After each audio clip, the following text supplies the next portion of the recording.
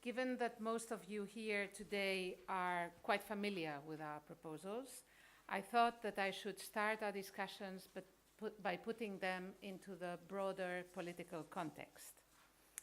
So I will not enter into every detail, and I will leave that for the discussion, for the panel discussion afterwards. We all know that our economies are doing better, but we still need to improve the competitiveness of the European economy.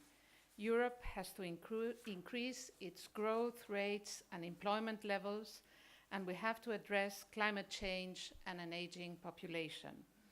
We have to become more innovative to keep up with our competitors in the world markets.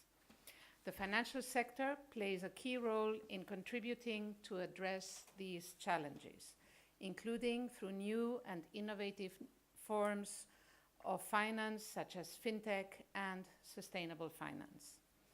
To succeed in meeting our objectives, we need to strengthen and further deepen the single market and become serious about creating and deepening our capital markets. Market integration requires supervisory integration. An integrated single market means convergence. The common rules we have given each other have to mean the same whether you operate in Frankfurt, in Paris, in Dublin, in Budapest, or in Athens. And you cannot have divergent intensities of supervision depending on where you operate. In a true single market, there is no place for regulatory arbitrage. In a nutshell, our proposals are about giving the ESAs the necessary tools to promote regulatory convergence and to strengthen the single market.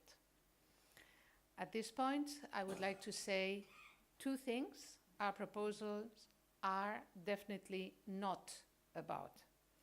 First, they are in no way a criticism of the excellent work done by the ESAs since their inception. Quite the contrary.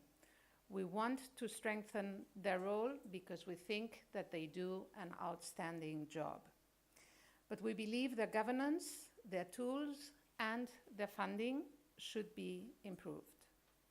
Second, our proposals are not a European power grab. We are not proposing a European SEC, although something that we should do that. Our review is incremental, it is not monumental. It builds on current tools to improve supervisory coordination of all the three ESAs. Yes, we propose to give the ESMA a direct supervisory role, but that is not new, and we do so only in very limited areas. And yes, we have proposed to modify the governance of the ESAs, but with the exception of the new direct supervisory powers for ESMA, we do not change the balance of powers between the ESAs and the national competent authorities. Our new funding proposals aim at addressing the simple fact that we cannot keep on giving new tasks to the ESAs without giving them the necessary resources for those enhanced tasks. One of the key lessons of the financial crisis is that our economies are too dependent on banks to finance themselves. Our economy is 3 times more dependent on banks than the US economy.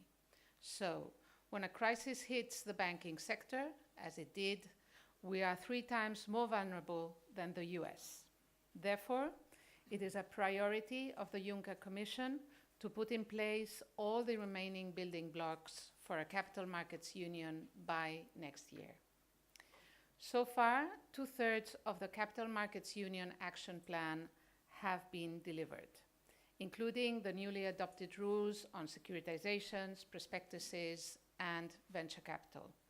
Soon, we will come forward with a proposal to address obstacles to the cross-border distribution of funds, which we think should improve the EU passport and broaden the offer of fund products for EU investors.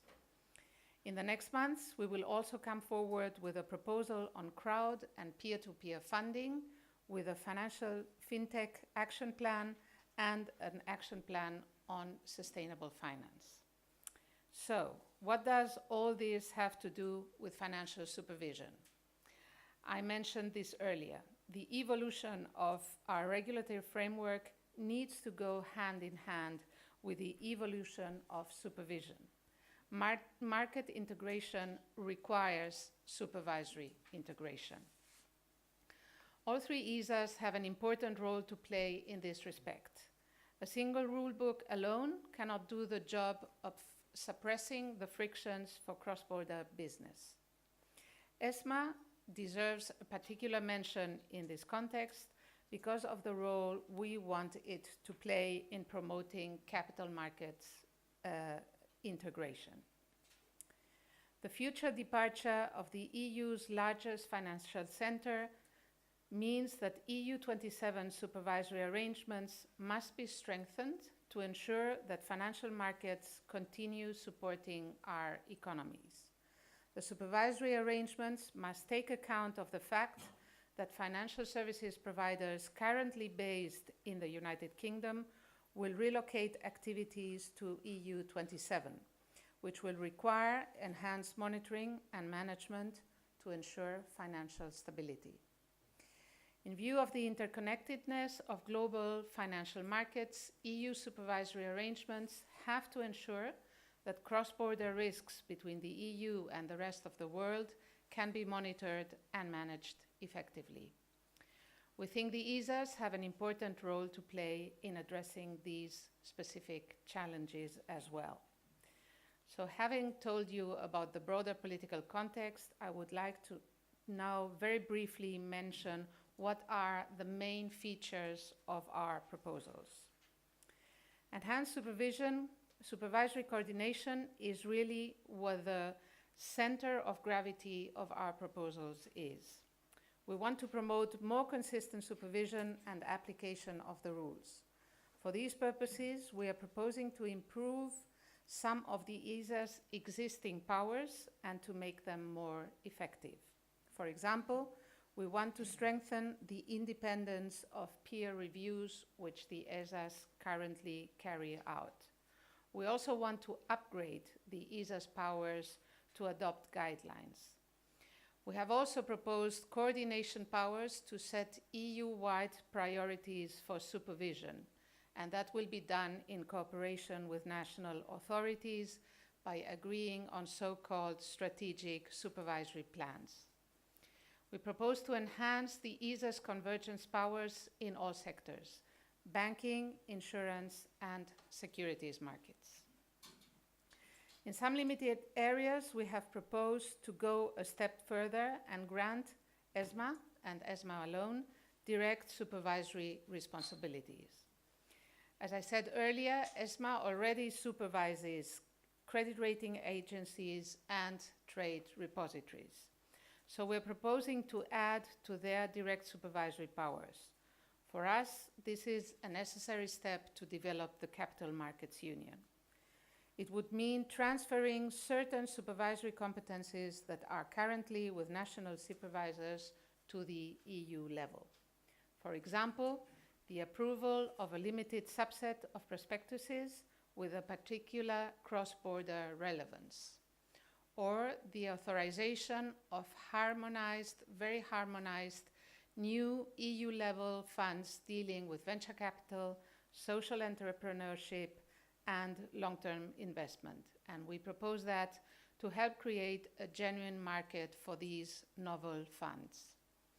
The approval and the supervision of critical benchmarks and data reporting services providers to ensure their reliability is another area we want to give to the ESMA.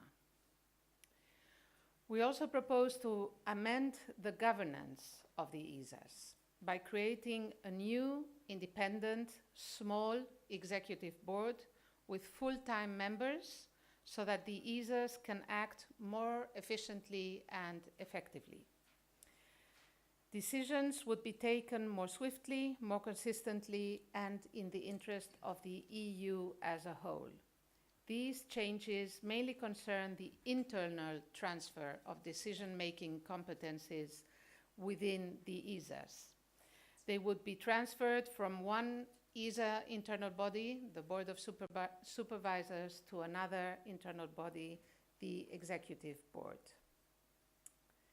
The current approach to funding, which is composed of fixed contributions from different public sources, is not well placed to cope with the current or indeed with growing tasks.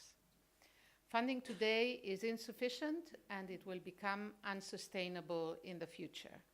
Its distribution is unfair as it does not reflect the size of financial sectors in the member states. Therefore, we envisage contributions from the industry to complement the funding of the EU budget. This should provide budgetary flexibility to adapt to changing tasks, and it is also fair because industry benefits from more integrated markets. That said, the continued budget contribution from the EU budget will ensure that the ESAs remain fully subject to the European budgetary control of the Council, the Parliament, and the Court of Auditors. We want to ensure budgetary restraint, and contributions from industry should not be a recipe for ever-increasing resources. For the industry, we think this should be reassuring. We also want supervision to keep up with new innovative forms of finance. The ESA's review proposes to give the ESAs some coordinating tasks in the area of fintech. The idea is to enable supervisors to keep abreast of developments and address new challenges while allowing markets to benefit from technological innovation. Similarly, the Commission has proposed to integrate environmental and social sustainability into financial supervision. The ESAs would be given the task to monitor how financial firms identify, report, and address environmental, social, and governance risks. In addition, the ESAs would provide guidance on how sustainability considerations could effectively be articulated into financial legislation. The ESA review proposes to give the ESAs the tools to coordinate large arrangements on delegation, outsourcing, and risk transfer. This is to ensure that we're able to detect and, where necessary, address potential risks to the stability of EU financial markets, for example, when third country firms decide to outsource part of their activities. The ESA review also proposes to strengthen the international dimension of the ESAs. Equivalence is one of the tools we use in financial services to allow operators from third countries to enter our markets. Equivalence is granted when we have determined that the rules of a third country lead to a comparable regulatory outcome.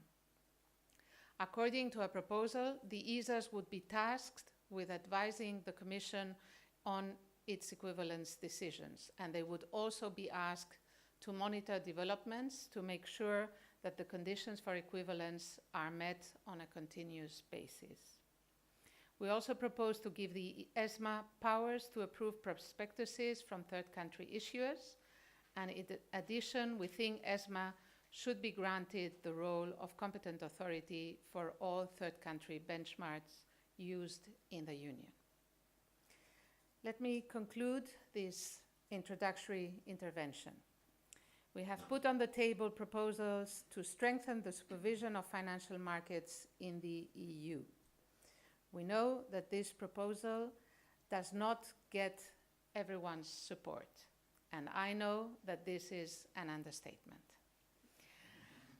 I do think that part of the negative reception is due to the fact that we have not communicated and explained our proposals well. That is why, with my team, we are talking to MEPs and visiting all member states to discuss, to explain, and very importantly for us, to understand better the concerns of European and national members of parliament, of governments, of supervisors, consumers, and of industry. Some think we have gone too far. Others think we don't go far enough. This is nothing new for us. It is how we work. We put forward proposals and try to put all sides around the table until we reach a consensus. If we can all agree on the need for advancing European integration, for boosting the market financing of our economies through the Capital Markets Union, fostering innovation and sustainable finance, improving the governance and the funding of the ESAs, and making them fit for the challenges of global markets, I have no doubt we will find a consensus on the ESAs review too. Thank you very much for your attention, and I look forward to today's discussion.